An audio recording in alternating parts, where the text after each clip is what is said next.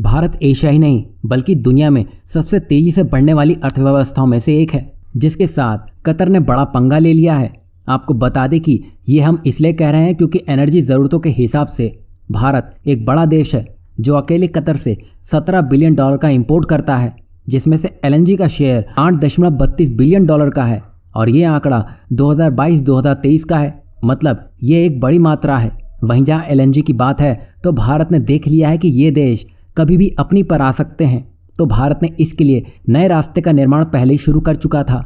जहां भारत की ONGC, oil India और भारत पेट्रोलियम कॉरपोरेशन ने मोजाम्बिक की फील्ड में 30% हिस्सेदारी के साथ अपनी ज़रूरत की एलएनजी आसानी से निकाल सकेगा, तो यहाँ ये भारत के हाथ में है। तो अभी भारत कतर को 8 से 9 बिलियन डॉलर का झटका एक ही बार में दे सकता है। वहीं इस झटके को 17 बिलियन डॉलर पहुंचाने में भारत को देर नहीं लगेगी। वैसे ये देश इसी में माहिर हैं। वो तेल और गैस को हथियार बनाते हैं तो वो नुकसान खुद का कर रहे होते हैं, क्योंकि वो ना चाहते हुए भी सप्लाई बाधित करने में लगे हैं, जैसे कि कतर, सऊदी और रशिया। अब हुआ यह है कि कतर के चलते ही रूस को बड़ा धक्का लगने जा रहा है।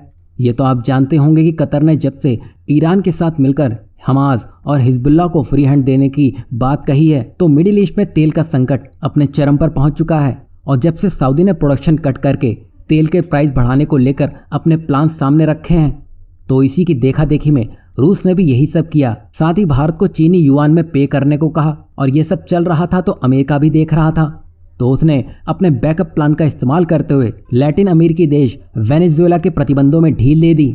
और ये ढील रूस को भारी पड़ सकती है, क्योंकि वेनेजुएला का डिस्काउंट ऐसा होगा जो रूस को भी पीछे कर सकता है, क्योंकि प्रतिबंध लगने से पहले भारत वेनेजुएला से प्रतिदिन 3 लाख बैरल कच्चा तेल वेनेजुएला से उठा रहा था। तो यहाँ आप देख सकते हैं कि 25 से 30 दिनों में समय ने ऐसी करवट ली है जिसमें दुनिया इधर की उधर हो चुकी है।